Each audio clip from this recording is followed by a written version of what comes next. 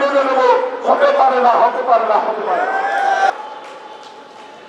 পল্টন থানা যুবদলের কর্মী সভা করতে এসে আমার হৃদয়টা ভরে যাচ্ছে, কানায় কানায় ভরে গেছে রাস্তা। এই তিনখানা রাজপথে আজকে আপনারা ক্যাব করে মাথায় পেরিয়ে নিয়ে আনন্দের সাথে যে কর্মী সভা করতেছেন, সেইখানে 2 দিন আগে আপনার রক্ত ঝরেছে হানাদার বাহিনীর পুলিশ। এই শান্তি কি আমাদের ভালো লাগে না? ভালো লাগে। আমাদের মনে আছে যখন কোটা বিরোধী আন্দোলনে বিএনপির ভারপ্রাপ্ত চেয়ারম্যান তারেক রহমান সাহেব যে 17 বছর যাবৎ আন্দোলন করতে করতে করতে করতে তার নেতা কর্মীদের রক্ত দেখতে দেখতে আর মৃত্যুর খবর শুনতে শুনতে হৃদয় ব্যথিত হয়েছে। সেই 17 বছরের আন্দোলনের প্ল্যাটফর্ম তৈরি করে 15 তারিখ থেকে যে আন্দোলন শুরু হলো, কোটা বিরোধী আন্দোলন, সেই আন্দোলনে বিএনপির ভারপ্রাপ্ত চেয়ারম্যান তারেক রহমান সাহেব তার সৈন্যদেরকে বললেন, সাধারণ জনগণের সাথে মিশে যাও,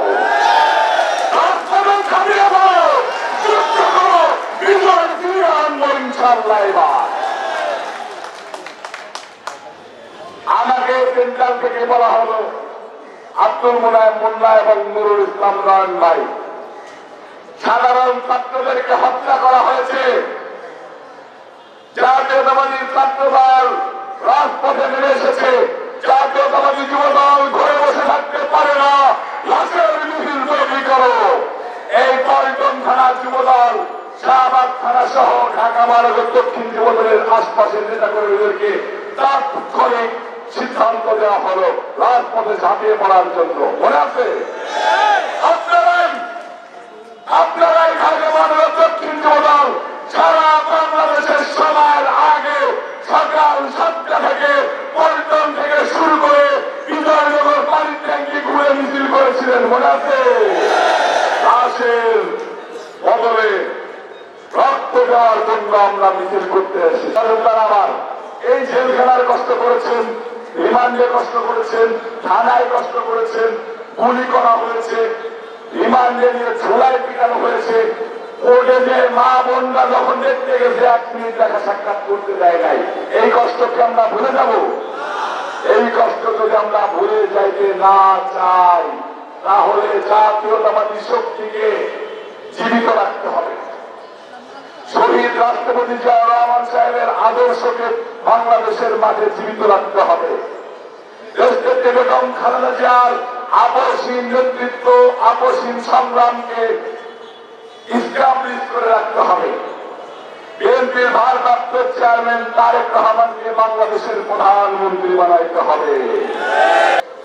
ঘটনা ঘটেছে, আদালতে ফুলের মালা দিয়েছে, সেইখানে ওই ছাত্রলীগের কার সাথে আছে, যুবলীগের কার সাথে আছে।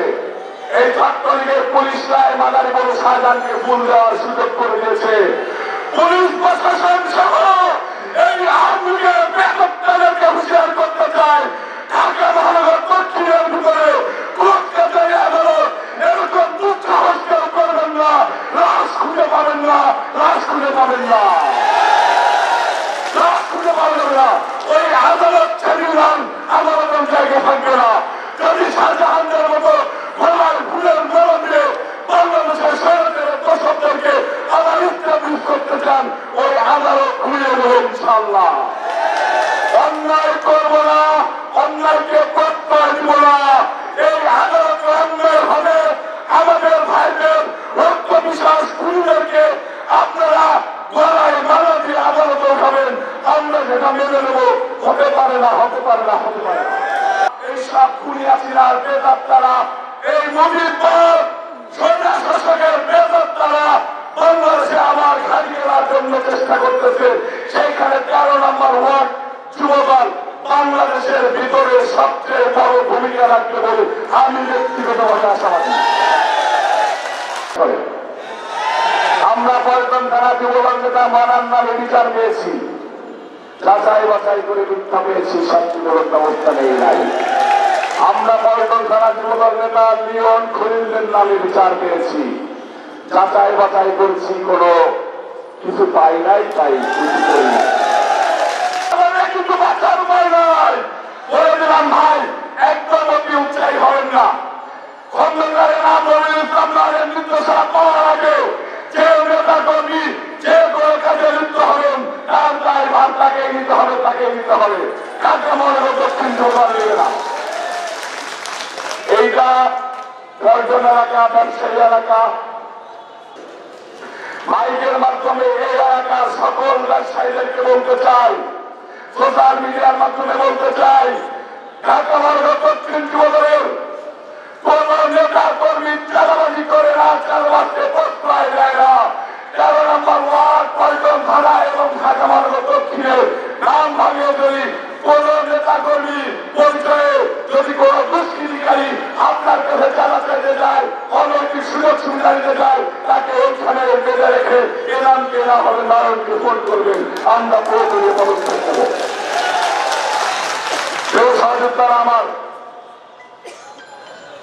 আমরা যদি দেশের স্বাধীনতা সার্বভৌমত্ব অক্ষুণ্ণ রাখতে চাই, বিএনপির ভারপ্রাপ্ত চেয়ারম্যান তারেক রহমান সাহেবকে শক্তিশালী করতে চাই, বেগম খালেদা জিয়াকে যদি শক্তিশালী করতে চাই, বাংলাদেশের মাটিতে যদি আমরা আদর্শ নিয়ে জিয়াউর রহমান সাহেবের আদর্শ নিয়ে মাথা উঁচু করে দাঁড়াইতে চাই, তাহলে আমাদেরকে ঐক্যবদ্ধ থাকতে হবে, একত্রিত থাকতে হবে, সকল সংঘাত ভুলে যেতে হবে।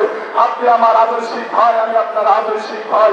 নেতৃত্ব নিয়ে আমাদের অনেক প্রতিযোগিতা থাকতে পারে, রুটিন থাকতে পারে, তার মানে এই নয় যে আমরা কারো কোনো ক্ষতি করার চিন্তায় নিয়ে চলবো। আমাদেরকে দীর্ঘ পথ পার দিতে হবে।